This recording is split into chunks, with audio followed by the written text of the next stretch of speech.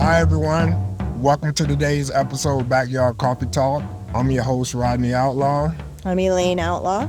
and today we have a guest with us, David Womack, a great, wonderful guest, decided to stop by and spend some time with us here on the Backyard Coffee Talk. But before I pass it to him, I would like to give a shout out to our sponsors. Today we'll be drinking coffee from Walla Walla Roastery here locally in Walla Walla, and we'll be having pastries provided by Colville Street Patisseries, another local wonderful business in our community. While I'm getting my coffee and pastries and things, and I'm gonna pass it off to David Womack so he can introduce himself. Thanks, Rodney and Elena, for having me. It's a beautiful day here in our hometown of Walla Walla. And so I'm David Womack. I'm running for the 5th Congressional District seat against Michael Baumgartner. I am a retired Air Force colonel. My last position was as the medical group commander at Fairchild Air Force Base near Spokane. And after that, I ran 2 rural civilian hospitals, one in Illinois, surrounded by corn and soybeans. And then I had the good fortune to come back to Eastern Washington and be the CEO of the hospital in Colfax, surrounded by wheat and lentils. And then after that, thank you, Rodney. And then after that, I was a senior vice president for Kaiser Permanente in Central California, Bakersfield, California, to be specific, which is an urban area surrounded by agriculture, kind of like Spokane and this congressional district is. And there I was surrounded by citrus trees and nut orchards. That's so fabulous. Lots of agricultural communities in my background. One thing I always like to talk a little bit about is I was the chairman of an economic development corporation at the same time. Wow. I was working for Kaiser. And in that, what that job was a public-private partnership dedicated to growing the economy of the area, primarily trying to bring new jobs into the community.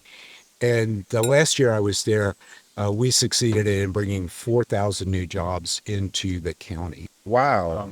What kind of jobs? Now, they were mostly engineering and light manufacturing, which was a very planned, targeted thing. We didn't achieve 4,000 jobs every year by any stretch of the imagination.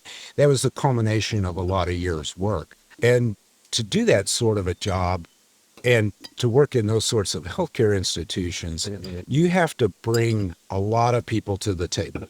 Yes, I can a lot imagine. of people with competing agendas sometimes, Yeah. different incentives driving them, and you have to fashion a way forward. Yes. You have to agree on a goal and then figure out a way to do it in which everybody can live with. Hopefully everybody's excited about, but at least they can live with it. Yes. You know? I think that's what a lot of working in Congress would be. Yes, and that's what I feel like is needed in Congress, like wholeheartedly. I think a lot of the world right now feels that way. A lot of the country feels like that. Can somebody just please work for us for a little while? Right. Actually do what the people want and to talk to each other instead of just battle it out. And do their jobs. Yes. Right? Yeah. Right? You know, I'm really tired of politicians who say they're going to go fight for me, and then they just go fight each other. Yes. You know, I'm really a worker. I want to work for the people. There's so many things to work right now. As much as we can, stop some of the ideological bickering. That comes from both sides, I think. I want to see what we can do to build those coalitions. Yeah. I get I think, really sad and frustrated with the people that tend to seem like they're going there and enriching themselves. yeah. I saw you said you don't take any corporate money and Yeah, I don't plan I take to, no and- corporate money. In fact, I've taken no money from any PAC at all. fabulous. All my donations come from individuals, with the exception of a $1,000 donation from the Walla Walla County Democrats, which thank you, Kerry Isaacson. Yes. And the PCOs who voted to do that for me. But other than that, it's been all individuals. 88% of it. Oh, thanks. 88% of my donations come from within the district. That's so amazing. And that 12%, Yeah. I know who each one of those people are. And is it that- came from outside the district. It's like my college roommate. Yeah. You know, in Chicago. I have a middle school friend from Pennsylvania who's donated to me. Yeah. Yeah. It's my mom in St. Louis. I mean, That's so sweet. I mean, that is so sweet. Yes, no. I think that's really good because it kills that whole myth where you need that money if you're gonna win or if you're gonna have what you need to succeed. And I've always just been like, no, you don't. No, you well, don't. we'll see if that's true. Obviously, Michael Baumgartner, the Republican incumbent, he Yeah. has quite a war chest. 70% of it comes from Washington, D.C. PACs. Absolutely. Yeah. And then as far as Democrats go, I'm the number 2 fundraiser. There is an independent who's ahead of me who is funded by dark money PACs. And I've been following that independent too, We're like closer, just so gonna- paying attention, because again, it's one of those things where, I almost been trying to be like the dark money, moving silent. Like I'm watching, but I don't want you to know I'm watching. Yeah. Know what's going on, right? Yeah. Because again, I think the primaries for me is really important, but I think the real work starts out. Yeah. Well, I was one of those people in the past who kind of didn't pay attention till after the primaries. And I thought, well, there's going to be 2, and I'll just pick the one that I don't like the least. Right. Yes. Yeah, it's I voted for the lesser of the 2 evils kind Right. of thing. Right. I only did when we were in states or when I was in the military and we did mail-in ballots. They show up and you're sort of forced to have to, but I didn't do the same amount of research as I do now. Yeah. Like I just look at the pamphlet and same kind of thing, but I vote in the primaries just because it was so convenient to show up for you. Uh-huh. So you didn't have to go out of your way. People have to try to figure out how to get time off work to be able to go stand in a line. And I love Washington for having just mail-in ballots. I hope that's doesn't get threatened. Yeah, I do too.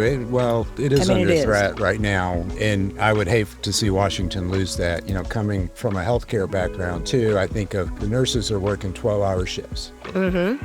How do we give them a break to go vote? Yes.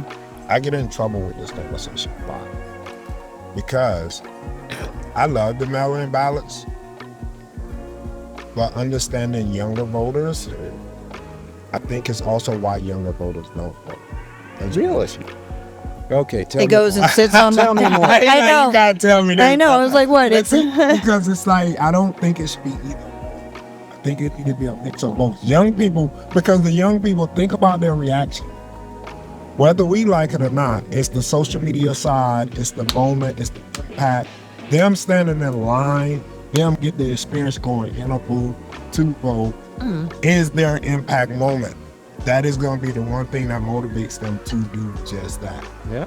And they don't know how to make a moment, which is sad in my opinion. I have a suggestion for them. Yeah. Have a vote party. Yeah, right? oh yeah, Have a everybody vote for it. bring your And you don't have to fill the ballot out in that moment. Yeah. right. But get your Or you friends, could, come every- together, bring the Yeah. voter guide, and talk about what you like about this person, what you don't, what other outside research you've done beyond the voters Right. pamphlet. Where'd everybody get their information? Did you go to right. moveon.org? What's your, And I agree. So and I'm like, I mean, you talk about the education opportunity there, because you get that one person that says, well, I went to the FEC filings and I know where this money's come from. Yes. And everybody Yes. else goes, wow, What?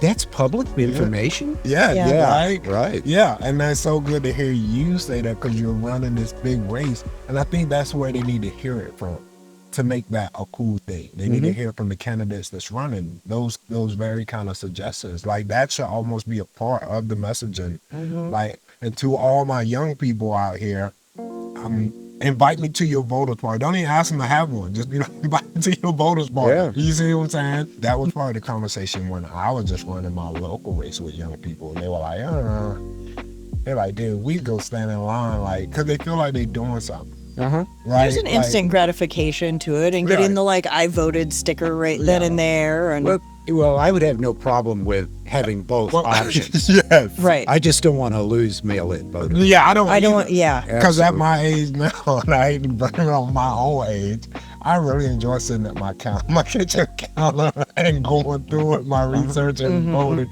and knowing I can drop it off and get to work on time or run the errands, right? And speaking of dropping off, if anybody's wondering about dropping off their ballot, please put it in a drop box or walk it into the courthouse. Yes. If you choose to mail it, make sure you do it by July 28th, which is right around the corner. Yes. Yes. Because from Walla Walla or any place more than 50 miles from Spokane, it's going to take a couple of days to get to Spokane and be postmarked. And it has to be postmarked by the 4th of August or your voice won't be heard.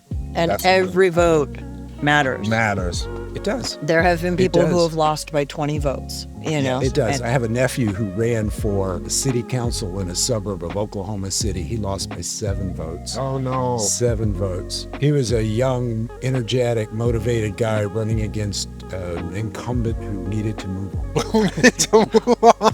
That's such a nice way to put it. It's Yeah, such a nice way to say what we're all thinking. 7 points. 7 votes. Yeah. 7 votes. Yeah, it's 7 people. So I know you've been out on the trail. Like I said, Uh-huh. I've been watching everybody, and I love that you're just moving and going. And I love you post your like locations, and you're in town, out of town, all over the place. It's a huge district. It really Oh, It's yes. the size of Maryland. If you don't mind, share some of what's been fun about that journey, and what's some of the things that you felt was challenging about it. One of the biggest challenges is just the distance. I spend so much time behind the wheel. By far, the most fun part of this has been holding what I've been calling listening sessions. Nice. And that's where we can get a small group of people together and we can just talk. You know, that's been anywhere from 10 to maybe 30 people. It's where you can have a real conversation. Exactly. right? Yes, I agree with that. Kind of like we're having here. Yeah. So I've held dozens and dozens of those all across the district, from Clarkston to here in Walla Walla. We're the southwest corner of the district. I'm speaking with a group of Republicans who've Perfect. invited me to speak with them in Colville. A couple of weeks ago, I also spoke with the Republican Women's Club there. Oh, At nice. their invitation. Do you get the sense that they're more receptive to a difference in where their vote is going to go? Just like what they're experiencing in real time with our economy, gas prices. We're in another endless war, it looks like. I think we are seeing a shift, and I'm feeling it out there when I hold these listening sessions. They're largely Democratic crowds. There's always a few independents out there who are curious, and there's often an unhappy Republican in the audience as well. And that invitation to speak to the Republican Women's Club in Colville actually came from a listening session I held up there a couple of weeks earlier, where there was an unhappy Republican in the group. He went home and talked to his wife, and she was the president of the Republican Women's Club, and that's where the invitation came from. And at their great credit, I think, when they decided to invite me, they invited all candidates who were running for the 5th Congressional District. Oh, that's But cool. before that, they hadn't thought about that. Right. Michael Baumgartner didn't show up. He had a course not. representative read a statement. And then just 2 other candidates showed up besides me, one other Democrat and one independent. So I guess the others just felt it was a lost cause, or was it worth their time? But the way I see it is, if I'm going to be the representative of this district, I'm going to represent everybody. And I may not agree with everybody, Right. but I'm going to listen. The thing I love about it too is you're already demonstrating the action of working for everybody. And that's, for me, has always been the point of any kind of office, big or small, that you run for, is, you know, I hate when people say, when I win, I'm gonna. And it's like, well, go ahead. You can do a lot of that now. Yeah. Right? And That's you're right. doing that. Maybe that goes back to the way I was brought up, you know, as kind of a traditional Christian household. But my parents always said, you know, that's not just talk. You live what we preach. Yeah. And my faith is fairly simple. It's Christ taught. We are to love God, and we are to love our neighbors as ourselves. Yeah. That's why I believe, like, especially in politics, values are so important. Character, morals, values. Like, so I grew up in the South below the Mason-Dixon. And I remember growing up with our adults telling us, it doesn't matter who's in the White House. It doesn't matter who's in Congress, because the trickle-down effect will never reach our communities like ours. So everything that was demonstrated to us was a framework of strong community, taking care of each other. Like that's how we are gonna survive. Whether we can argue today, but I'm gonna send you a plate down there this evening when dinner's ready, so we make sure everybody is eating. Anytime there's an election, we get into these cycles where everybody get really good at regurgitating the buzzwords or the different lines and quotes. So I try to look really hard at values, people, right? Like through all that noise, can I see your values? Yeah. And you speaking to, that's what I hear when you say stuff like that. So, One thing in these that I tend to talk about in these listening sessions is my values, because I believe anybody running for office or in office should talk a lot more about their values than they do. yes. And frankly, the other candidates have heard me say these things, Yes. and I don't hear them articulating theirs. It Yes. kind of makes me wonder. So, Yeah, no, I agree, and I mean that's the thing, right? And that's why a lot of why my wife and I wanted to do these kind of settings, so we can share to the community. Like anybody that wanted to come on this series with us, like just share your values, right? And I agree with you. It's after a couple conversations with a couple people that's running, I couldn't pinpoint values. You couldn't pinpoint them? Well, but it's okay. Actions for me speak louder than Yeah. the words? saying yes, just because there are so many people right now that preface their actions with, but I'm a Christian, and then it doesn't follow through with any, it doesn't translate. You're like, in what way are your actions when you hate immigrants? Right. Who was Jesus? Who were his parents? Yeah, he was you a brown barefoot hippie hippie. that you wouldn't necessarily want to have at your dinner table at first until you started. A lot of people that, no, 'cause God, he's saying things that are radical. He invited the lowest of the low to his dinner table. Yes. And were they the lowest of the low? What makes you the lowest of the low? Is it because there was a billionaire 1% class that was making it impossible to be anything but a struggling? I don't want to go too far, but I base values more on, again, actions. I don't. I agree with that, but I think people that will announce their values and verbally, even in the most uncomfortable settings, tend to have an action that naturally just follows that, right? Like, Right. Part of my reason to talk about it is to make myself accountable. yeah, Yeah. Because when I say my values are integrity, service, and excellence, that's a high bar. To tell you is. the truth. It to is. always act with integrity. yes, To always serve. I think of that when I'm doing stuff. I'm going, am I doing my best? Am I serving here? Am I being 100%? Do I have that integrity? Can I say I have it at the end of the day? And if you didn't, can you apologize? Can you figure out Yeah, I how to was getting do ready to ask that. to And do how to- to do how to do better it better and next just time. That's like right. I don't That's know right. where I went wrong, but I'd really like to find out where and how do I make it better. And I honestly love it when it's usually people who are very close to me who will call me on it. But Well, those love are it. It's good kinda people like, then. Oh, really? I didn't. Oh, yeah. Okay. Thanks. Thanks for that. yeah. Yeah. No, I agree. I think too, the more you try to encourage people to hold that accountability true, because so many people will say like, please hold me accountable, and the moment you do, the impulse is a tension, a defense tension, right?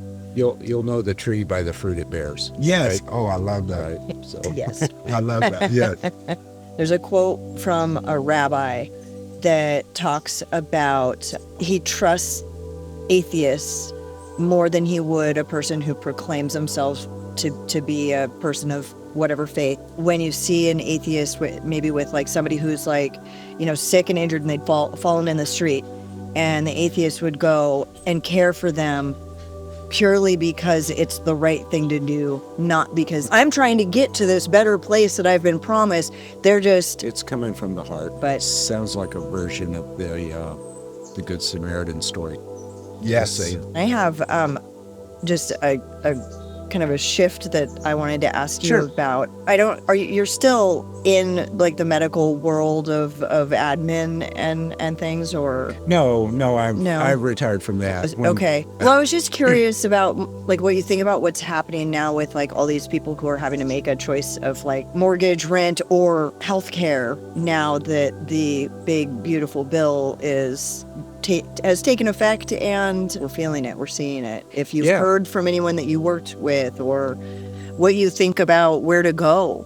I think healthcare is one of the biggest issues we have. I mean, in these listening sessions, it's often one of the number absolute main topics. There's so much to work on, but I've categorized them into kind of 4 large buckets, Okay. right? Yeah. So one is the economy. And that's, Absolutely. and when I talk about that, people believe that one full-time job should be enough It to really provide the basics of modern life, right? I'm tired of working 3 jobs. Right? Yeah. I have 3 jobs.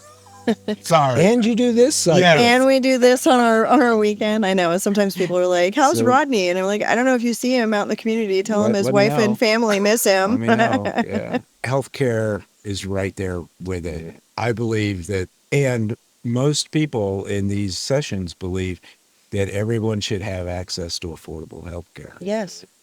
Now, depending on where they come from politically, they'll phrase that differently. Yes. Absolutely. But if you phrase it that way, should everyone have access to affordable healthcare? Everybody nods yes. Yes, right? Okay, so it's a matter of how do we get Mm-hmm. from there, right? I venture to say it would be great if it wasn't attached to your job, because I think a lot of people get stuck in I have to keep my job. I can't find That first job after the Air Force I had in a rural hospital, some of the departments I was in charge of was housekeeping and dietary and laundry. Yeah. And I mean, these were not well-paid workers to Right. a large degree, and they were tough jobs. And so many of those people, and they were usually women, Yes. the reason they were working those jobs was for the healthcare benefits for their For family. their family. Yes. They Yeah. were shackled Yeah. into To those it. jobs for Mhm. healthcare. Yeah. And then how do you pull yourself up by these proverbial bootstraps if you can't then further your education because you're working 40 plus hours a week and you can't leave because, especially if you have any family member that's sick of or in need. And most of them had some family member with some sort of Right. Yeah. absolute. Well, and you've got this generation now that's sandwiched between care of parents and care of children. Yeah. Yes. And So- so you are truly in this middle zone of, I've been there. My father was an only child, and he passed away at an early age, and so the care of my grandparents fell to my wife and me yeah. while we still had kids at home. Yeah. And we actually moved her around with us in the Air Force. I think really we do need to move towards universal care. Yeah. The effects of the big beautiful bill are just horrendous. 35,000 people in our district are predicted to lose their health Yep. insurance Right. Well, and because our- of the effects of that. Yes. So Big time. we could give tax breaks to billionaires. yes. And the UB already did an article on it. Well, It because is. it's not just the loss of the healthcare, we're losing then the ability to pay for our clinics and our hospitals. And Walla Exactly. Walla used to have 2 Nice hospital. great Both of the functioning hospitals hospitals. were We're really down to 1. Yeah. And the effects are really acute in even the smaller communities than Absolutely. Walla Walla. Yeah. In the Well, in Dayton. the Daytons, Mhm. Ritzville, Mhm. Republic, those hospitals have a disproportionately higher share of Medicaid patients. Yes. They Yes. lose their Medicaid coverage. What happens? Well, number one is the people don't go to the doctor. Yes. They Right. get sicker and sicker and sicker. Yeah. And then they show up in the emergency room, Mhm. the most expensive place to get care. Yeah. They're Yep. a basket case, so they cost more to treat. Yeah. The hospital doesn't get compensated for that. The hospital starts circling the drain. Yep. And the hospital, what can they do about it? All they can do is turn to their commercial insurers Yeah. and say, please, please up your rates. Yeah. And the commercial insurers will, to a degree, But that's a hidden tax on everybody Everybody with else. commercial insurance. Yes. Absolutely. It's a spiral. Yeah, and you it know? goes all the way. One of the biggest employers in Dayton as well Absolutely. is their hospital, Yeah. and so then all of a sudden, not only are you losing the hospital and the thing, you're losing all of those jobs, Yeah. When which I- is going to get replaced with what? When I was in Colfax, the two biggest employers were the school district and the hospital. Yeah. And the identity of the town is wrapped up in their schools Yeah. and their In hospital. the hospital, yeah. That's what scares me a lot about Walla Walla, though, because you either work at the prison or you're an educator, right? And if you're not those, then you are retired and you have but most of the workforce is really built into either working at the colleges or the school district or the pen, right? Or the hospital. Or the Hospital's hospital. a pretty good sized employer here. It is. Yeah, but like it was, I swear, I felt like it was bigger when we first moved here, though. Like the specialists, the couple spinal surgeries I had over there, like the specialists has started going more and more like, go out to Cadillac, go out to Cadillac. We're gonna send you out to Cadillac because we don't have staff. We don't have the staff. Appointments started going more and more. So it's good to hear the hospital too, but I think, but even the hit on the colleges though, and those layoffs. And then there was an article that just came out about Whitman, about a bill that just passed that's going to make it hard for the students that come in from other countries, No, the international the student, international students to actually graduate. They have a time limit. Yeah, and it's not if 4 I years, had a right? time limit, I'd have never had my bachelor's degree, yeah. which would have spiraled my life completely. It took me 5 years because I paid for most of my college myself. And so that makes me nervous too, a little bit about our community, like how we making sure that we have these industries healthy, because I know in our community we talk a lot about affordable housing so new families or startup families can live here. But then we also talk about diverse industries and bringing different jobs here, right? And what that looks like. And it goes back to like what you were saying. I feel like it becomes such a bottleneck when those conversations happen. We have old Walla Walla that want a very specific way of things, but then you're asking younger and new Walla Walla who has a very specific way that they need to see things, but both sides are still wanting the same thing at the end of the day. They want security within our community, Yeah. right? So how do you feel like from that role of Congress, how do you feel that plays back to our local town? Yeah. Well, Especially Eastern Washington, because Eastern it's all Washington, the yeah. way Right. top to bottom. It's we're Yes. all feeling it. You know, I mentioned that Economic Development Corporation. Yes. There really could be a program for rural development. Yes, it could. It really could. Wow, Yeah, you're the would- first one I heard say something like that. I mean, Cool. and it could be run with some federal investment and some state as well.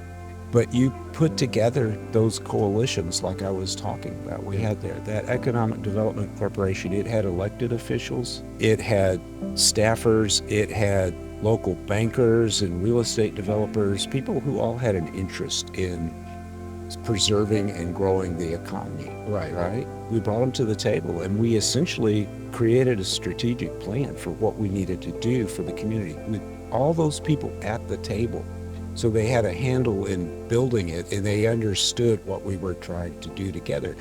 So we asked a lot of questions to businesses about what are you looking for when you're looking to move to a new community. And one of the top things were they were looking for a workforce ready to go to work. Ready to go to work. Yeah. That goes into the community college Yeah, and the whole work. yeah. And then we, Yeah. and then we looked around and said, well, what does our community have to offer? And where's their potential for growth? And we settled on light manufacturing and some logistics as well. We looked around and we said, well, what do you need? And they said, well, we need engineers and we need people that are ready to work mechanically. Right. So it was a lot of STEM stuff. At a four-year college, CSU Bakersfield, right there, no engineering program. They started one Yeah. because they were at the table, and then we went to the community college, and they started a 2-year program that Oh, nice. fed into the CSUB. Yeah. Then we went to the public schools. They started pre-engineering, and that spiraled. It took Yeah. several years Yeah. to get all that in place, Yeah. but it resulted in 4,000 new jobs in that 1 year. Yeah. So if there was a program that essentially brought those people to the table, it went from community to community and helped them set that up for the communities that were willing to do it. Because as you point out, people have to be willing to come to the table, Yes. right? But I think most communities would be at some level. I think a lot of where I feel like we get in trouble, and again, this is just my take on it through some of the experience I'm going through with my audio program at the community college. Especially in smaller communities, I feel like people are not willing and openly and to be honest about any one trade that is never going to has already hit its peak. And it can still be doing well, but it has dipped and it's going to maintain in this dip because evolution has played a role, right?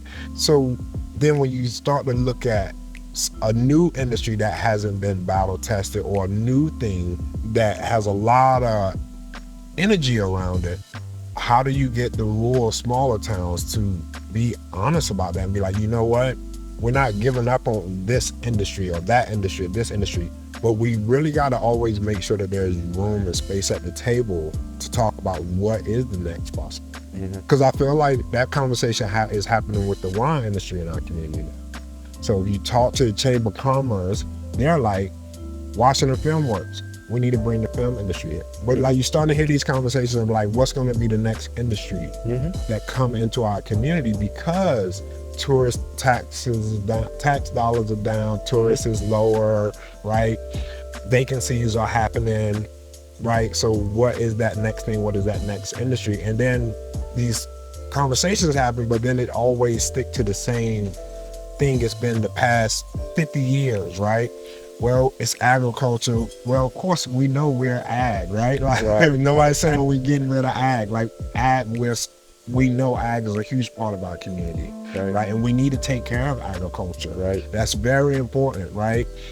But is there a possibility for something new to come in that can also bring in tax dollars and things? And I feel like when that question is asked a lot, especially in a political setting or business space, people are afraid to really talk to it from a very true space. It's always manufacturing and agriculture are the two big ones. Well, for Walla Walla, tourism, but Eastern Washington, it's...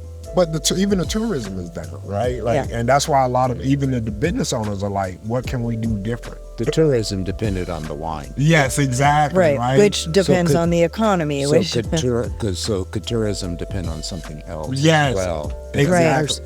You're talking classic business school of the business cycle, right? For different industries. They all peak, and once they mature, the jobs start going away because it becomes, it used to be it was automated by machines, and now it's being automated by AI. Right? So those jobs start going away. So there has to be something that comes along behind it. Yeah. So one way we approached that with the EDC, the Economic Development Corporation, was we said we had three missions. Yes, it was to bring new jobs in, but it was also to support entrepreneurs. Oh, wow. Yes. And it was also to sustain current businesses to the best of our ability. Yes. So many people try to make everything in life either or. Yes. And I say that it's often and yes, right? Yes. I say that all the time. Thank you. I always ask people that, why is it got to be either or? Exactly. Right? I think that is how a lot of the work and the change that we're going to need to see in our politics.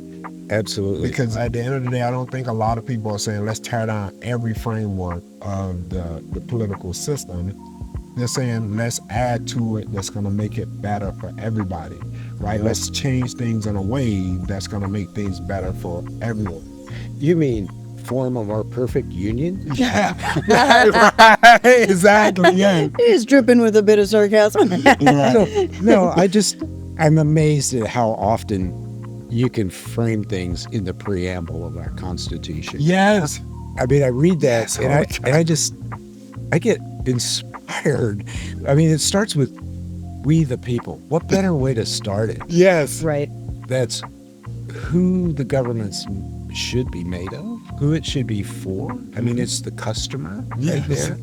It's who authorizes the union itself, we the people, Yeah. to form a more perfect union. I love that because it starts with continuous improvement. Yes. Yes. Yeah. All the time. And it's a recognition of we're not perfect. Yes. But what better But time we're than working on perfect. when it's getting so drastically away from the original, then to go back and say these are the things we should like lock down when we fix it so that we don't get threatened with essentially, I'm sorry, but illegal acts that are happening, and They are. They're, They are. you know, they're illegal. we're- They're unconstitutional. they're unconstitutional and they're illegal. corrupt. So how do we It's- rewrite, how do we lock it down, firm It's- line underneath it, this isn't It to. is right there in the preamble. It is the mission of the federal government. Yes. They didn't talk mission statements in the 18th century. Right. That's a much more modern construct. But that's what it is. That's exactly It what is. it is. They were Yeah. like, don't let this happen. But we're just, unfortunately, in a perfect triangle of no one in these higher places is going to hold anyone accountable. Our justices have been breached. They were supposed to be checks and balances. Yes. Right. And now they're not. So that is a thing for, at least in my opinion, It's a it has to, something has to change with that, you know, whether it be at this point, make it 12 so that we can get some balance. some balance or term limits. TL. It's just, So what I would love to see for the Supreme Court is, yes, more justices. Why are there 9? Because there used to be 9 circuits. right. Yeah. Yeah. There's 13 now. And we should have term limits. And it should be rotating when they go in and off the bench. Absolutely. So It's like every 12 years, every but for new each. administration knows they get to pick 2. Yeah. And you can't be able to block administrations from picking them, whether Yeah. you agree with administration or not. That's the piece I don't. Because it was Mitch McConnell with Obama, and With he was like, oh, he only has this much left in his term. It's like, but that doesn't It was matter. almost a year. Yeah. I would Congress. also like to have a justice that's on deck. Oh, yes. So I can see. So like an somebody alternate, dies unexpectedly, they step in. Oh, like a I jury like do. that. Yes. Like a jury bench. Exactly. Yeah. That alternately Absolutely. all call in. Whenever that person comes up in rotation, that's when somebody Yeah, Right. gets that's to a pick really good the idea. on deck person. That's Amazing. amazing. I know. It's the first time So you I've started heard. writing that out, that framework out, right? You know, get ready to get your team assembled Yeah, to well, we- push that one through. Yeah. Well, when I win in November and I'm sworn in January, we'll write that sucker. down Okay, Right, there we that's go. and push it through. Because Congress has the authority to create courts. Well, I guess they just assume that courts are fixed. Yeah. For never to be changed. But Congress can has a- create a court, and they decide what the jurisdiction of that court is, what matters they consider. Yeah. Yeah. I think we forget how much power Congress is supposed to have because we've Supposed to have. supposed to because they Because have they've- been asleep at the wheel at this They've point. given it up, in this case, to the administration. And it's not just all now. Coffee. This has been going on for years. Congress has slowly ceded more and more power to the executive. Oh, branch. yes. Big time. Big time. I have a question I would like to ask. Sure. Before we switch, because again, I want to hear about. Well, I asked this for people that's running for state, people that's running for Congress, whatever.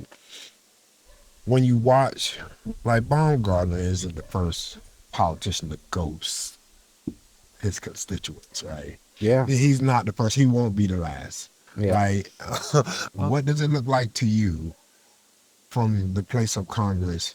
How do you look back and maintain frequent relationship with local politicians to make sure that local, state, and Congress is always in conversation with lock and step?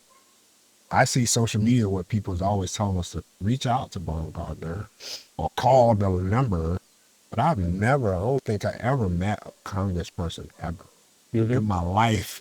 Yeah. And they're like, oh, this person represents you. And I'm like, well, that's weird because he couldn't tell you my favorite color or he don't know me. I know that you won't be able to know all your constituents. No. But at the same time, I feel like how do we build something that reflects local, state, and Congress in lock and step instead of waiting for it to pass down from the top down, Right. right? Because I hear that a lot too, where we're waiting to see what the state's gonna do and then we're going to decide what fit our community. Mhm. Well, a lot of the people at the top started in these very communities, Right. in our very own community. So, you know, a lot of time they know what's going on in these communities. So Mhm. why do we have to wait if we're, instead of just having conversation all the time? There are over 800,000 people Yes. in this district. Just Yeah, a few. You know, 500 something thousand registered voters. Yes. You know, so there is no way a representative can know every person.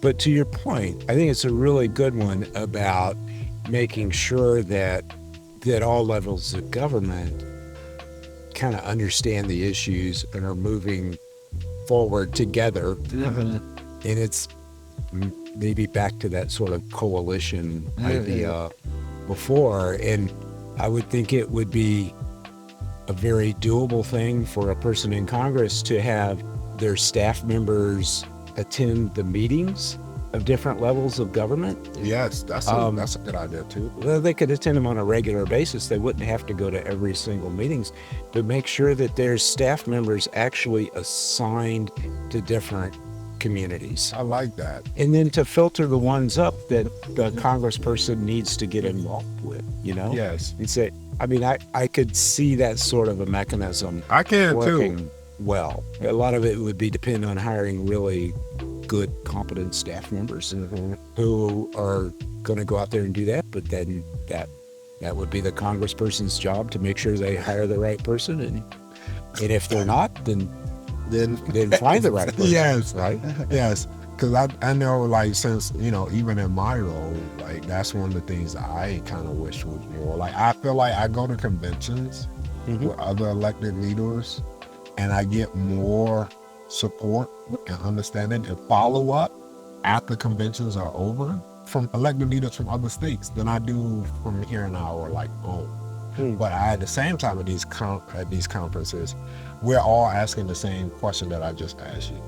Really? Like, why isn't there like a unison, even though it's a lot, and it's a very, like you said, it's a lot because it's vast, but we're all like, what can that look like? If we all can come together for a conference every quarter, like most of us do, we go to these conferences, right? We just went to one in Baltimore, Maryland for elected leaders from all over the country. And Washington State was the largest cohort there. There was about 40 of us there. Really? Wow. Elected leaders from all over the state. And there was Well, that's great. Yeah. And there was over 900 elected leaders there. And all of us, because majority of us was minorities, that's what the conference was really around, Okay. like minority leaders from across the country. We was all asking the same thing, like, how is your local government playing with state government holding up the ladder? And most of it is always the same answer, like, well, we don't. We just kind of stick with our own little silo, our own little silo. And then you wait for the pass down to come from the top, and then it hits the state, then the state passes down. Right. But by the time that comes, a series of events have already happened that made the stuff that passed down almost obsolete. Yeah. Right? Like, because now it needs another change, right? And it'll be a great project for me to work on. Get to Congress. No, because I can easily sit here and imagine the sort of the kickoff conference of that, and then setting up these councils around the area. That would be awesome. You know, maybe you divide it up regionally, so you've got the Palouse, which kind of has very similar thoughts. North of Spokane has very similar or very specific needs as well. Spokane itself is a monster and has its issues. You maybe regionalize it, but you have all the electeds from those areas come together and filter the issues and talk about them and how we can work together at the city, county, state, and federal level. And then the representatives following up with the individual jurisdictions. Yeah, and it feels like attending if their you meetings. started that, like it would domino effect with other states and other kind of like it's just a coalition. Yeah. Again. You know, another thing that's like, it feels like it's lacking when you watch anyone, a senator or a congressperson, like they aren't in contact. They Think about Michael Baumgartner, who loves to take swipes at Olympia. Yeah. Yes. And the West And Side. at Ferguson. And at the West Side. Yeah. He's playing to his extremist base when he does that. But he's not working with, Yeah. they're going to fight each other Yes. instead Yeah. of working. Yes. Which, for their because they've said constituents. forever with Washington and Oregon, there have always been these extremists that are like, well, Eastern Washington and Eastern Oregon should just become its own state. And then, in Western Washington and Western Oregon, because, like, we don't want to have anything to do with them. And we're over here with, as It's these. the whole us versus them. Yeah. Yes, And it's the relevancy. The fighting is what keeps everybody. It's the car crash, right? Mm-hmm. Everybody gonna slow down and watch, right? So now I'm relevant because I know what's going on, and I feel like that's so much of what the fighting is. That it's sad because it's the lazy way to keep yourself relevant, And it's ugly, but they don't understand because they're so removed from it, from actual front line. Right. They don't feel or necessarily understand the ripple effect that's really Right. happening. I remember it was a light argument. So it was a conversation with a friend who dead set that I just hated guns, all guns, don't want Right. anyone to own any guns, no one should have any. And I was like, no, I believe in gun rights. I believe everyone should be able to if you want. I was like, however, in the same way that you need a license to drive a car, I don't think that is an unreasonable ask to make sure that you have gone through gun safety classes, that you have, in the way that you have to learn how to drive, and you have to register what you have, and you probably shouldn't have a violent criminal history, and, just some little checks and balances. I was like, that's all I'm asking. I don't think anybody needs to come into your home and take all of your guns. And it's that kind of thing where it's like, can we remove the assumption of what I think you think? The world's gray. There's not a lot of just black and just white. That takes a lot of conversation to get through. And Yes. it takes people willing to listen. Yes. Yeah. Too, because sometimes I've found that when you run up against those kind of arguments, it doesn't really matter what you say.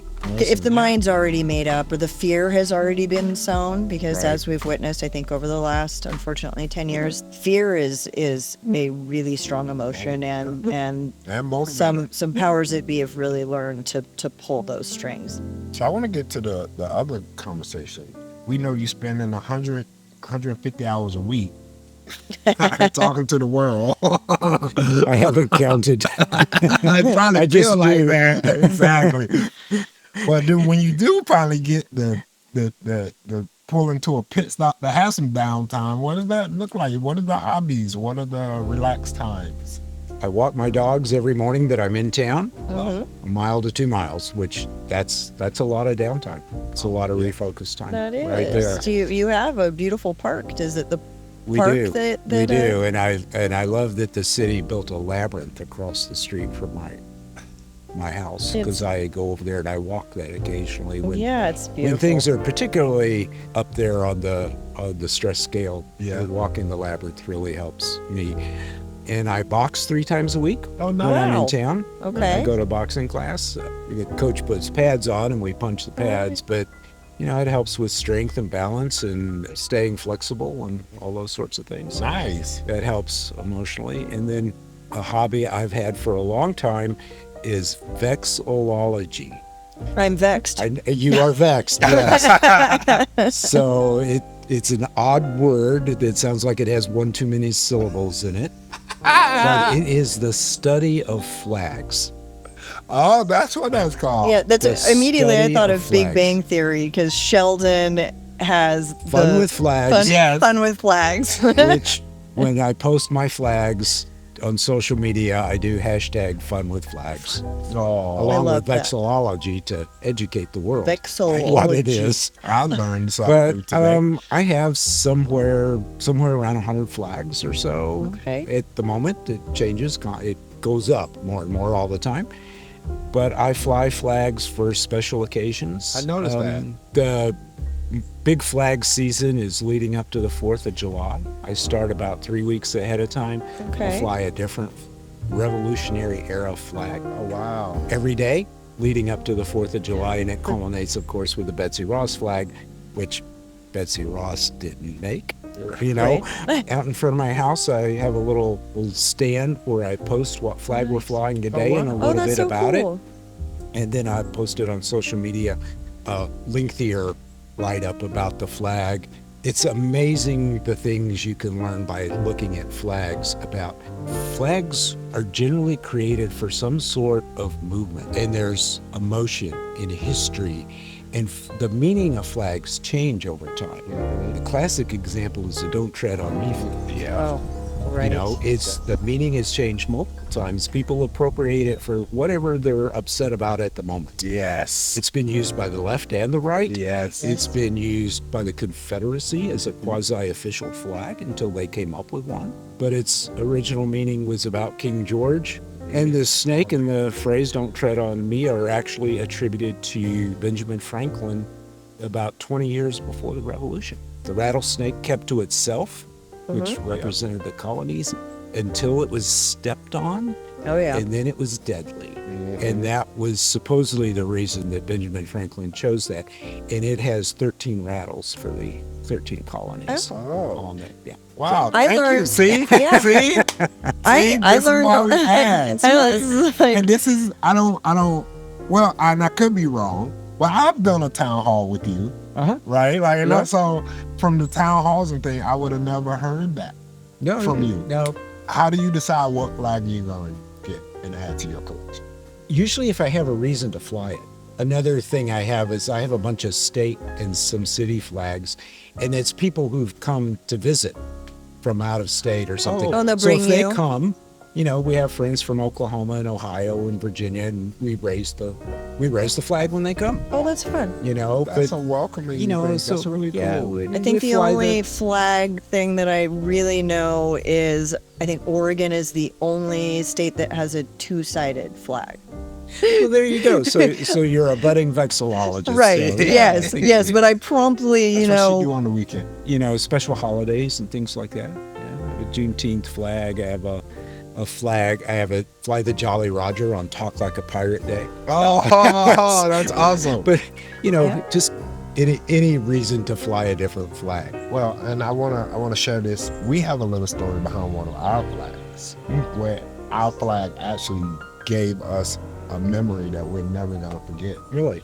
Our daughter was like, we've always supported LGBT, like, and our daughter was younger, and she just really is about people and loving the people and supporting. So her and Elaine was talking about ordering the flags, and they were looking for probably, I think, the biggest ones they could find. Yes. Right. And we was flying it just to support our Yeah. community. And our neighbor And our had neighbor had it put too. one on theirs because, and at the time, through our nonprofit, we were doing work with Triple Point. And one of our neighbors texted me. It was like, Rodney, did you know that somebody's putting all this stuff Like right in on our the grass in your front yard out of this car? They just dumping the stuff. And I'm like, no. And I was like, but I'll go out there and see what's going on. And I go out there, and sure enough, there's this person, and it's a young person, just turned 18, in tears. Cars right there, dumping the stuff on the grass. And so Elaine and I go out and we're like, are you okay? Can we help you? What's going on? And then our other neighbor comes out, you know, and they were like, oh my gosh, yeah, I just turned 18. I just came out to my parents.